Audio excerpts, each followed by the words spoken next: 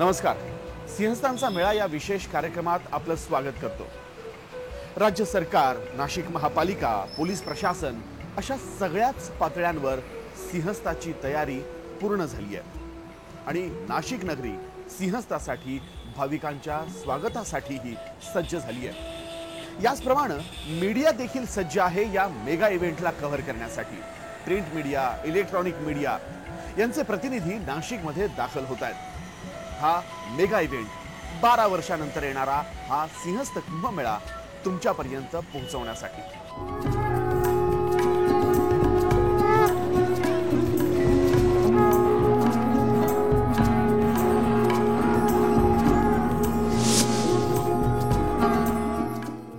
Social media हा महत्त्वाचा role यावेळेस अदा करेल असं एकूण दिसतंय.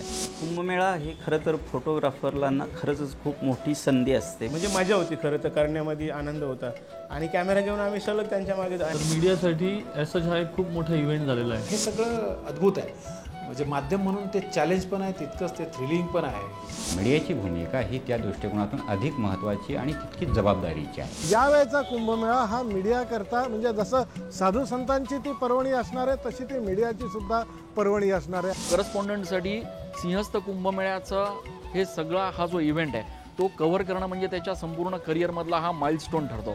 ज्या प्रकारे कॅमेराची लेन्स फिरते त्याचप्रमाणे आपले डोळेसुद्धा आणि आपलं मनसुद्धा तिथे आपल्याला ठेवावं लागतं.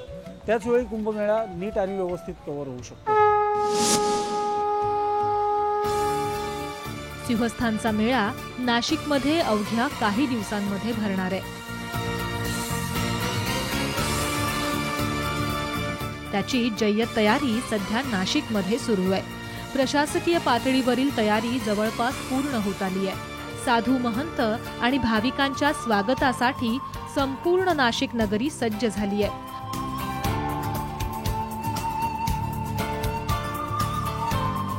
स्वतः प्रशासनानं सिंहस्थाच्या ब्रँडिंगसाठी 13 कोटी रुपयांची तरतूद केली आहे. तसंच आंतरराज्यीय प्रसिद्धीसाठी एक आराखडा जिल्हा प्रशासनानं तयार केलाय. दक्षिण काशी म्हणून ओळखल्या जाणाऱ्या नाशिक शहराचं धार्मिक आणि सांस्कृतिक महत्त्व तर आहेच, शिवाय इथल्या निसर्ग सौंदर्यामुळं इथं पर्यटकांना आकर्षित करणारी पर्यटन स्थळंही आहेत.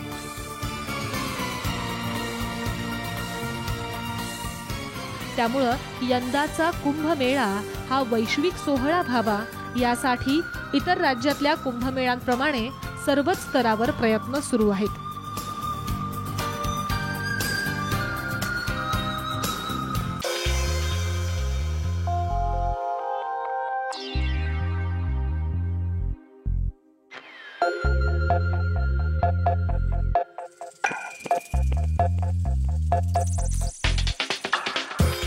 तास बातम्या देताना सर्वच चॅनलसाठी कुंभमेळा म्हणजे एक महापर्वणी ठरणार आहे.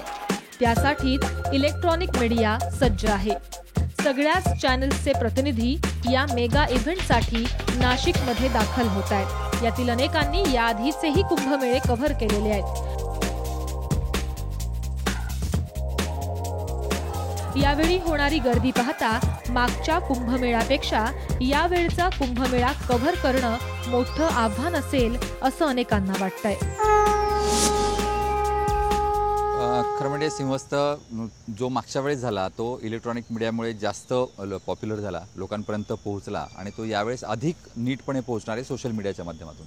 कारण की सोशल मीडिया हा प्रत्येकाच्या हातात आज आहे, मोबाईलमध्ये आहे आणि त्यामुळे मोबाईलमध्ये प्रत्येकजण फोटो काढून ती जी क्षण आहे ते चित्रबद्ध करणार आहे आणि तो प्रत्येकापर्यंत पोहोचवणार आहे. त्यामुळे सोशल मीडिया जितक्या इम्पॅक्टने हा लोकांपर्यंत पोहोचवेल तितका कुंभमेळा अजून अधिक प्रतिबिंबित होईल आणि आजचं जे वातावरण आहे ते त्याला पोषक आहे.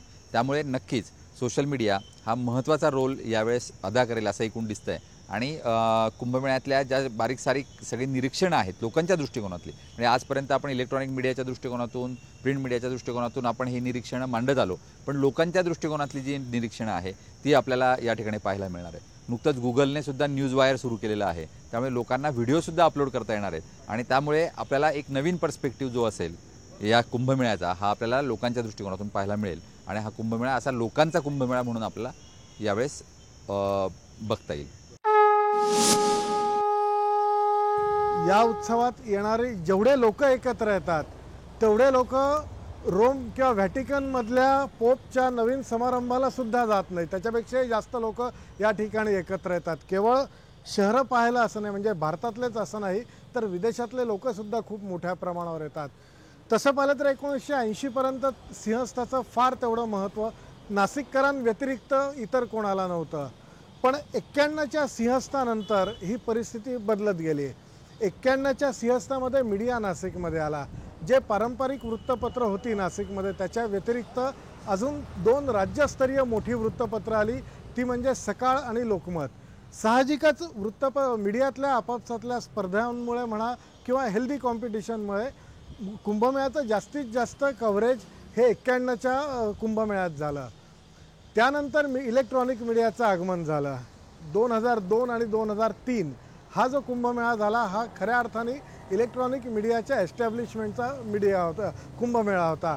या कुंभमेळ्याने म्हणजे या इलेक्ट्रॉनिक मीडियाने 2002 आणि 2003चा कुंभमेळा राष्ट्रीय पातळीवर खऱ्या अर्थाने नेऊन ठेवला.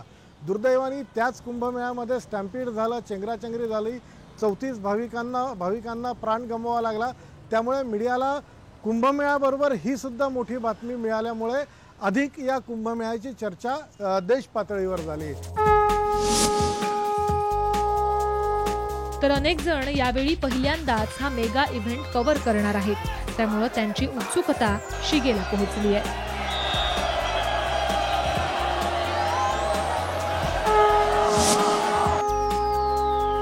खरं तर 2003 सालापर्यंत सिंहस्थ कुंभमेळ्याचं जे स्वरूप होतं, त्याची जी व्याप्ती होती ती अत्यंत मर्यादित अशी म्हणावी लागेल.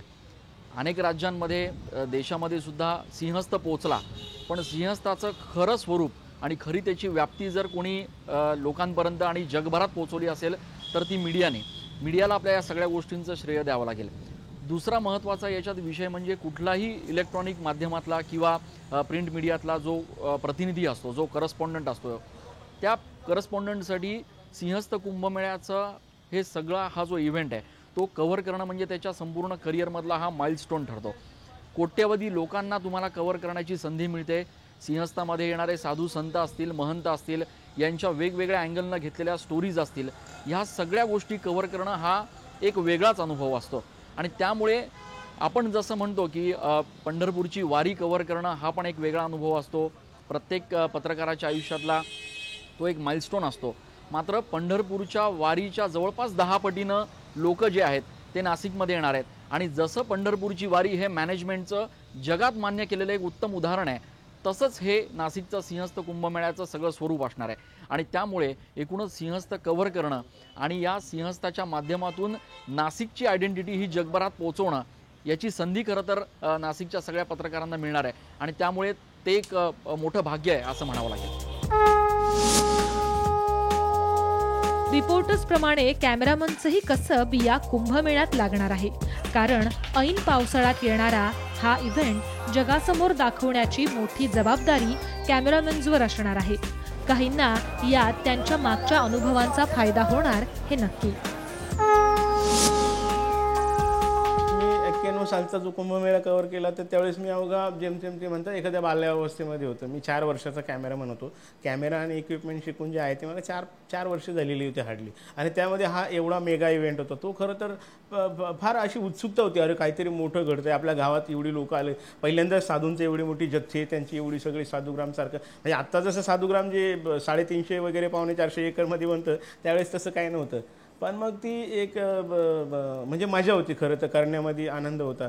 आणि कॅमेरा घेऊन आम्ही सलग त्यांच्या मागे. आणि ॲक्सेस फार महत्त्वाचा आहे. त्यावेळेस इझिली ॲक्सेस होता. म्हणजे तशा 91च्या गडबडीमध्ये जर बघितलं तर एवढं काही सगळं टेक्निकली वास्ट नव्हतं. नंतरचा 2003चा कुंभमेळा मी वेगळ्या चॅनलला होतं, झी न्यूजला वगैरे कामाला होतो त्यावेळेस, तर तो कव्हर केला. तो करत असताना आणि मागचा कम्पेअर केल्याच्या नंतर टेक्नॉलॉजी जी आहे ती वेगवेगळी आलेली असताना अगदीच ओबी व्हॅन वगैरे, मग ते लाईव्ह चित्रीकरण, आणि तो एक वेगळा एक अनुभव होता 91चा आणि 2003चा म्हटल्याच्या नंतर. म्हणजे पूर्वीच्या 91च्या वेळेस गिनीचुने फोटोग्राफर होते, काही कॅमेरामन्स होते आम्ही.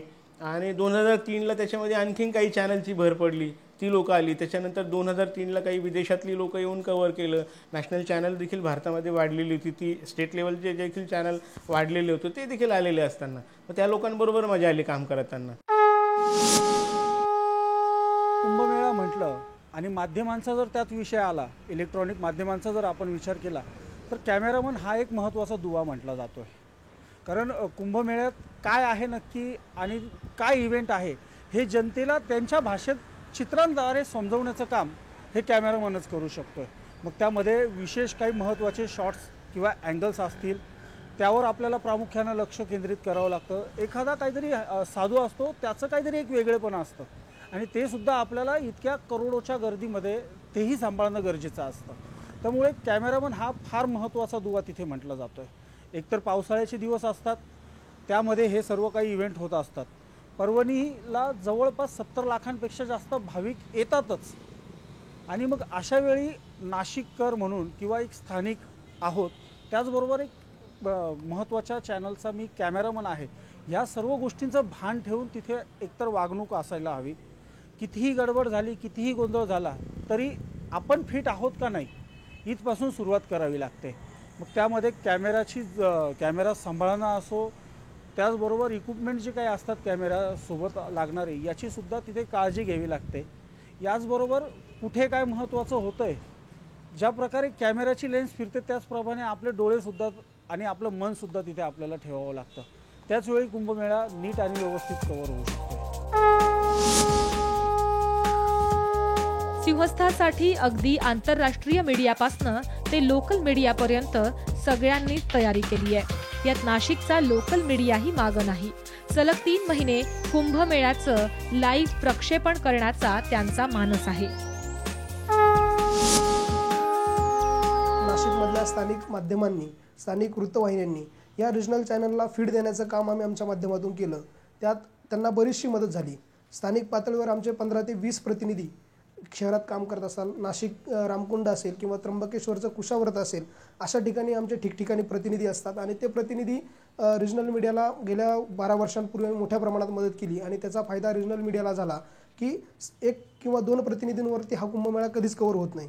ठिकठिकाणी आखाड्यांमध्ये काय गोंधळ झाला आहे किंवा चेंगराचेंगरीची मागच्या वेळी जी घटना घडली त्याचं तंतोतंत जे फीड होतं, आमचे कॅमेरामन ज्या ठिकाणी उभे होते त्या ठिकाणून चेंगराचेंगरीची घटना कशी घडली किंवा ती रोखण्यासाठी पुढं काय केलं पाहिजे, या सगळ्या गोष्टी त्यातनं त्या फीडमधनं आम्हाला पाहायला मिळाल्या.